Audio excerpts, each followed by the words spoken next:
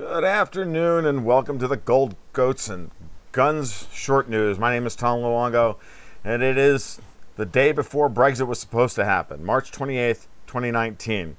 Hope you're all having a great day. We're going to talk about Brexit today because we've got new news, we've got new update. I just find it really fascinating to continue to cover this story the way it's unfolding. It's almost like watching a train wreck in slow motion and you can't look away. And it's the best kind of train wreck because it's politicians self-immolating. And there's nothing better than watching authoritarians beat their heads against each other and lose. Because when they fight, we win. All right, but before we get started, hey, if you like what you hear today, please give a like and subscribe down below. Share this, retweet the whole 9 yards, please. And let's move. Let's try and get the subscriber count up a little bit. And you can follow my work over at tomluongo.me. You can follow me on Twitter at TFL1728 and all the rest of it. So, and of course, you can sign up for my Patreon, where you can support my work directly, either for $4 a month and get twice weekly updates and access to my private community on Slack. And for $12 a month, you can sign up for the Gold Goats and Guns Investment newsletter, where we turn all of this into a coherent investment thesis for the retail investor to kind of make sense of a world going, frankly, quickly mad. All right, so let's get to Brexit. Speaking of things going quickly mad. So earlier in the week, Parliament took control through the Letwin Amendment of the order paper for Wednesday's business in Parliament. So in Britain, unlike the United States, in Britain, the government proposes legislation and the House of Commons decides on whether or not that legislation is acceptable or not.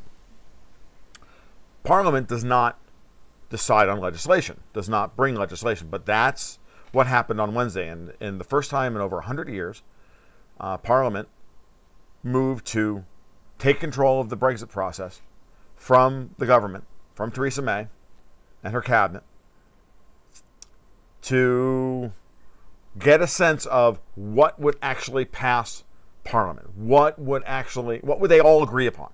Could there be a majority of some form of Brexit? And now, we did this yesterday, or the day before, before all this came down. And the funny part about it is the following.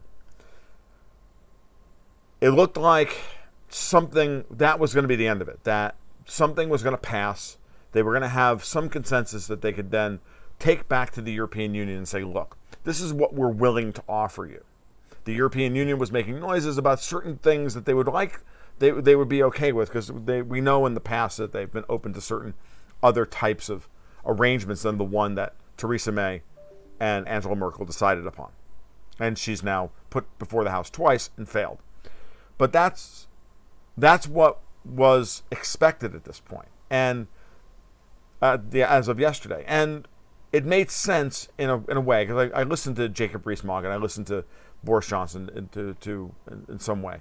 I listened to them and I understood their argument, certainly Mogg's argument, as to why he would back Mrs. May's deal if it ever came up for vote again, because the last thing you wanted was Parliament to send over to the EU an even worse arrangement. At the very least, what May had negotiated would put English law in a superior position to EU law, and then they could fight it out in the courts later on if they had a real strong British government. Now, of course, by doing that, by quote-unquote caving in and allowing Mrs. May's deal to go forward, they would be alienating a great swath of Tory voters and Leave voters, and therefore would put themselves in a very bad place politically to actually try and lead the country after she exits the scene, right?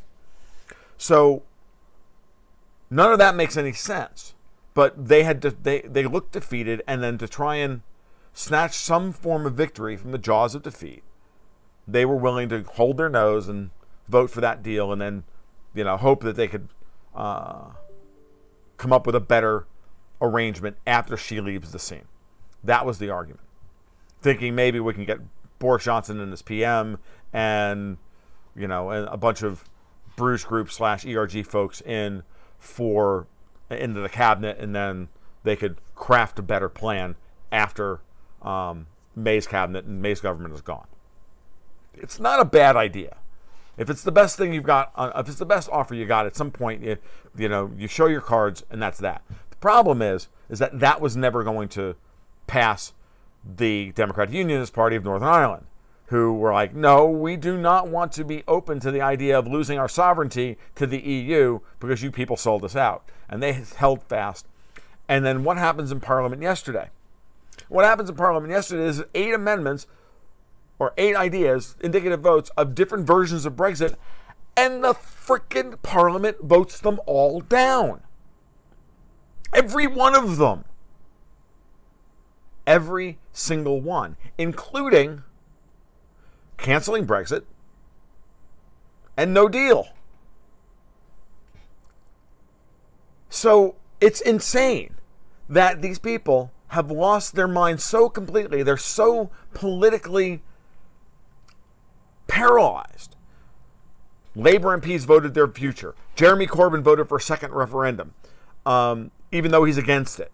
The Tory MPs voted their future by blocking anything that Labour put on the table. It's all still fighting amongst themselves to try and get control of this failing, dysfunctional, and paralyzed Parliament. They don't see what they've done. Because at the end of the day, as I've been saying for weeks now, everybody's competing agendas and everybody's vested interest individually would lead to complete and utter gridlock. Done. And I was right about this. Because when it comes down to the final motion, you always bet on the fecklessness of politicians to act in their own best interest and screw everybody else.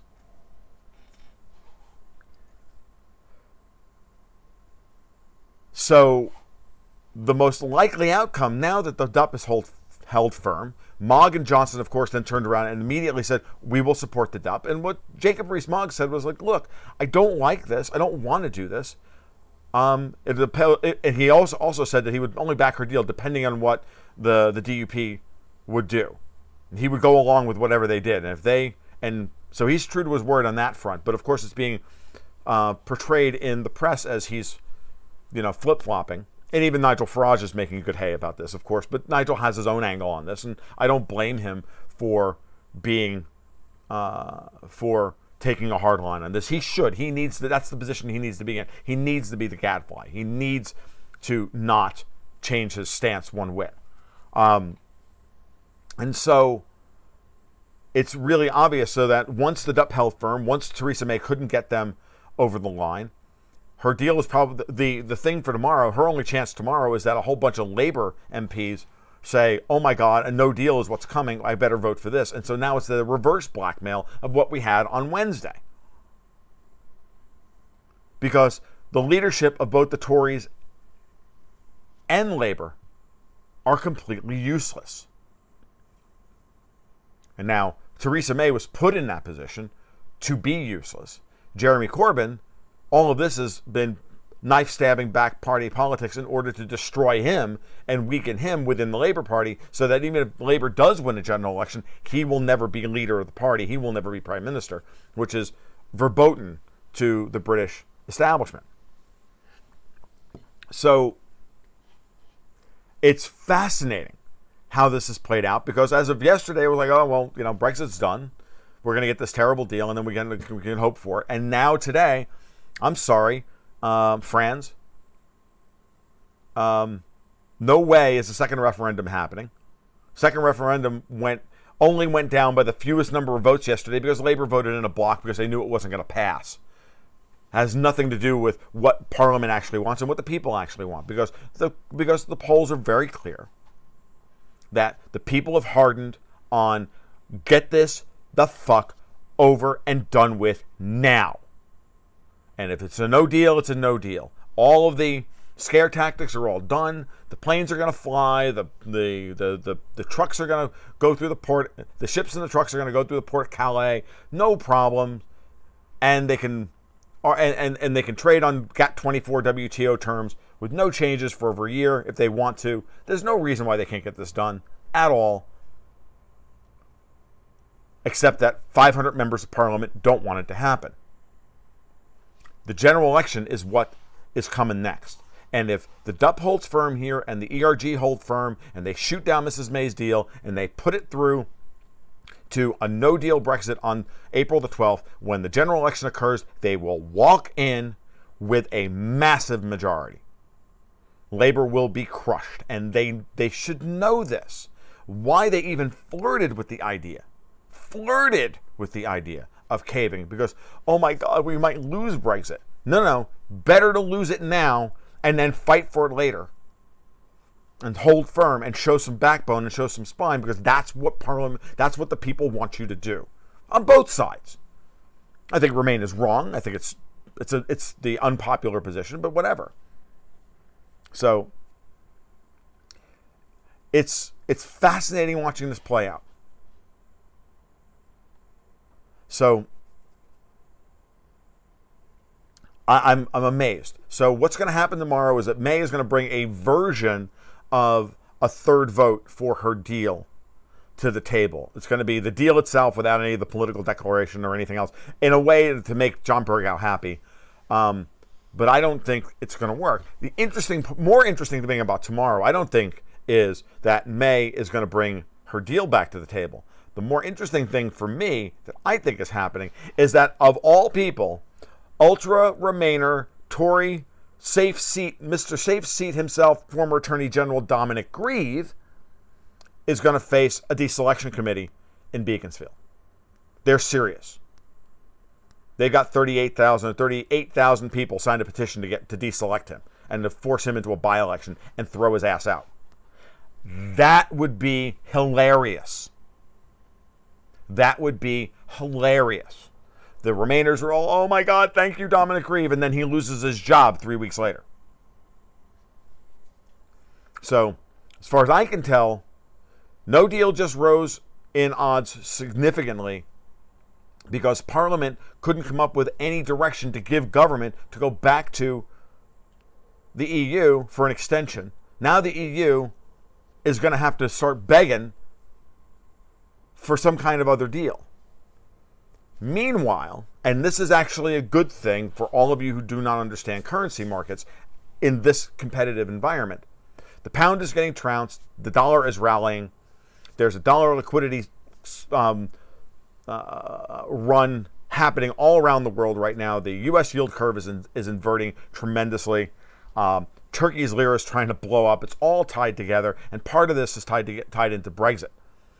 But the pound is getting trounced, and actually, if you are a Leave voter, you want the pound trounced right now. You want the pound to fall.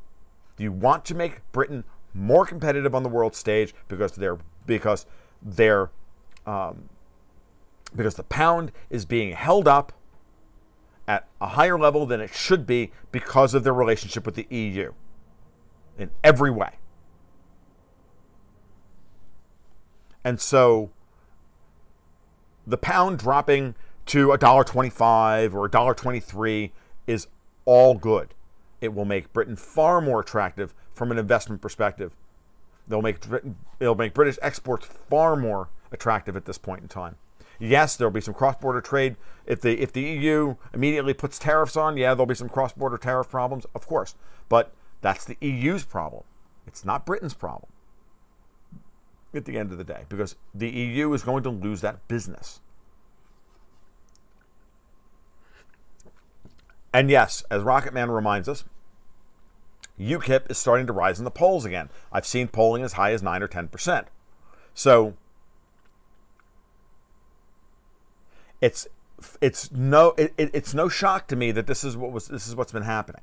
And you have to remember, if you are a Leave voter and you're frustrated by all this and you're ashamed of your government, you should be. Every decent man should be ashamed of the government he lives under. H.L. Mencken said this a century ago. If you're frustrated and you're angry, you're pissed off, understand, we Americans get you. We feel it, baby. We really do. We've been watching this go on for over 2.5 years as they go after Donald Trump for literally the most ridiculous thing we've ever seen. Because they won't respect the outcome of our election. And we get it. but you do not jack out. You do not stop. You do not say, I'm never going to vote again. No, you're going to vote again. As a matter of fact, all of you Tories and all of you Labor in hard leave, and all of you who voted leave in hard Labor constituencies, districts, and same thing for Tories, you should be doing what Beaconsfield is doing. You should be calling your MP to the platform now. Call them to account now, before the general election. Get rid of them now. Dominic Reeve goes down in a deselection by-election while all this is going on. Forget it, dudes. Brexit, like, passes in a walk. That's why this is so important. This is the most important political event of the 21st century. It will set the tone for how the EU is going to go forward. And this is a monstrous organization that needs to be destroyed and atomized. They're like banana plants. You can dig them up. They're like yucca. You can dig them up. You can burn them out, and they still keep coming back because Marxists won't quit. You hold their feet to the fire, and you send them packing, and you take their power away from them. You still have that power, and you should use it. You give up now, it'll set the tone, and you will be done for a century. Done for at least 2 generations. Don't do it. Because at the end of the day, nobody in that parliament dares revoke Article 50 other than the Scottish National Party, and even they're going to get a comeuppance. So every Scot I've talked to, they're getting tired of the SNP as well, because the SNP has wrongly tied Brexit to and a second referendum to their insane socialist policies. And that's not what the Scots want. The Scots just want to be independent of England. Fair enough. They want to be independent of England. Who am I to tell them no? I want Florida to be independent of the United States. Fat chance that's going to happen anytime soon. Well, we'll discuss that in 3 or 4 years.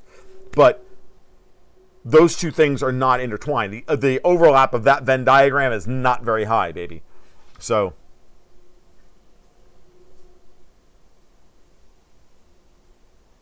but with what you've got in England right now, with what you have available to you, you have an opportunity here with Brexit to really reshape the course and direction of the entire country. We don't have that.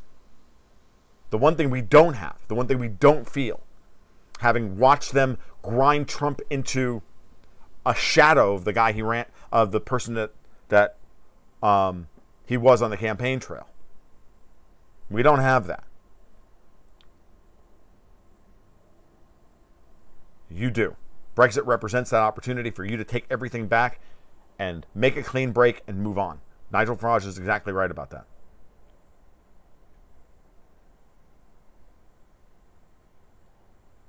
All right, I'm going to look at some comments and some questions before I get going. The SNP are weasels, Cookie. I agree with you completely. Ian Blackford is one of the most reprehensible politicians I've ever seen, and I've watched John McCain in action. I say that knowing that I've watched John McCain. All right. Tweety Bird asked me, at least I still have leaves on my trees. We still have bare branches. Well, it's Florida after all. Everything starts to bloom in January. The bigger problem, because there's always a warm spell in January and the trees wake up. And then we get a freeze, and all the blooms get killed, and we never get any fruit on anything. So it's been terrible for the last few years. But yeah, we're finally starting to wake up down here. But it's unseasonably cool. It's the end of it. It's the end of March, and the high today was 79. The low tonight's going to be around in the mid-50s. Normally by now I'm running my air conditioner because it's 88 to 90 degrees during the day, the hottest part of the day, and it's cooling off into the high 60s, low 70s at night. That's where we normally are at this point in the year. At the very least, that's happening. That would normally happen more often than not. We haven't had a day above 78 degrees since the bomb cyclone out west over a week and a half ago. It's been that unseasonably cool. Boxing fan says, I'm not so sure, depends on who goes, if any form of younger people than you got Tommy Robinson to support the, okay, I'm not really quite sure what you're trying to say. You have the Farage lot and all the other Brexiteers.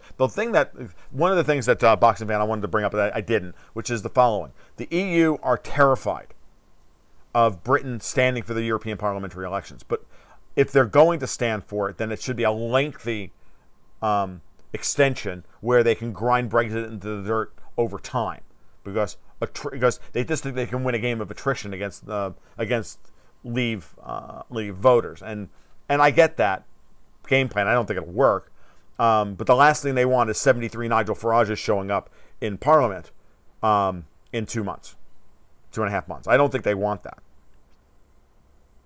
So,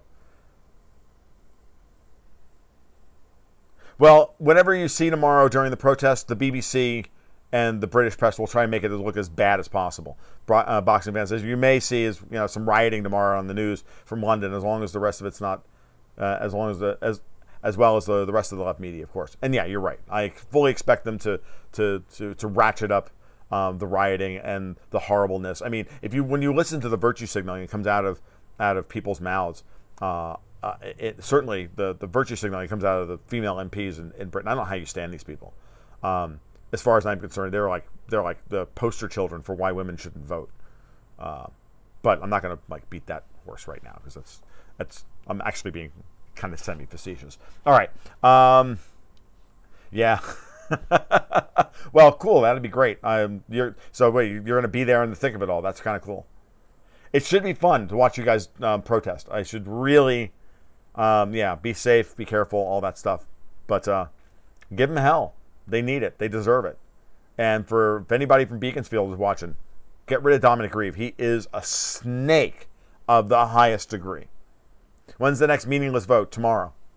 May's deal is, and it will not even be a meaningful vote on it. It will be some hybrid.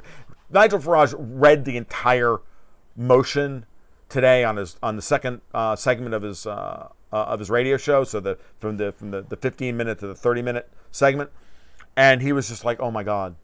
And people wonder why they freaking had it with their politicians. This is the biggest bit of doublespeak I've ever seen. It's disgusting. Only women should vote. Oh my God, that's absolutely not true. All right. It's not just Western democracy. It's the fight between sovereignty and, I guess, not sovereignty. It's the fight for sovereignty. People should be governed by the smallest political units, being an anarcho-libertarian. The smallest political units that is practicable. That's my goal. That's my stance. So the EU, on a fundamental level, is absolutely tyrannical. If they had some kind of functional parliament, it wouldn't be as bad. But the fact that they have an unelected commission that takes takes opinions from the parliament, and the parliament doesn't actually enact legislation, because that's ridiculous. And they can't, and the commission can't be voted out of office. It's just insane. It's just dumb. It's a Politburo. They just call it the European Commission, but it's even worse than the Politburo. They have a sham of political parties, but it's not real government. So it's disgusting, is what it is. And the EU needs to go away. We got rid of the USSR, and now we've got the EU-SSR. So Brexit doublespeak, meaningless votes equal empowerment. This is like taking control of Parliament. They took control of the order paper for the entire day for a series of indicative votes, which mean nothing. None of them are legally binding. None of them mean anything. And then you've got Emmanuel Macron in the background just sitting here waiting for the Brits to show up with, "Please, sir, may I have some more? May I have a little more time?" And him go, "Oh, no, absolutely not. No. And then you, Merkel, get back in." It's ridiculous. It's so funny. I mean, he's just waiting to smack the Brits around. So the people's vote happened in June of 2016. That referendum is the order of the day. It's the law. Article 50 is the law of the land. And this idea that we can change our minds 3 years later, where we haven't actually implemented the thing that we voted on and said we would implement. It's one thing that if we have a Brexit, you guys have a Brexit, right? It's one thing to have had a Brexit. You have the vote. You do Article 50, you come to an agreement. Okay, we can't come to an agreement, fine, WTO terms. And then you trade under that for 3 or 4 years or 5 years. And, the British people come back later and go, that was a bad idea. That is reasonable. This idea that we're going to, that the opinion has changed in 3 years because you took 3 years to make a fucking decision. And everybody's now just pissed off and angry because you took 3 years to implement what was a very simple decision. And then you have the god awful nerve, the gall to stand there and say, well, the people's opinions have changed. Yeah, they have changed. They've decided that all of y'all are assholes and that you all need to go. So it's insane.